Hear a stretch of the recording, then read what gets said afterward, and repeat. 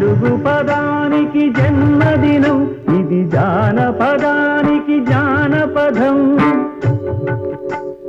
ఏడు స్వరాలే ఏడు కొండలై వెలసిన కలియుగ విష్ణు పదం.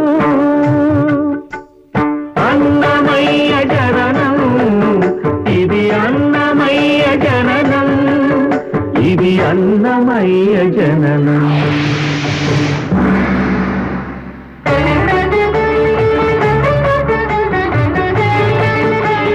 హరిషడ్వర్గము తెగనరికే హరిఖడ్గం ఇది నందకము. బ్రహ్మలోకమున బ్రహ్మా భారతి నాదాశీసులు పొందినదై. శివలోకమున చిద్విలా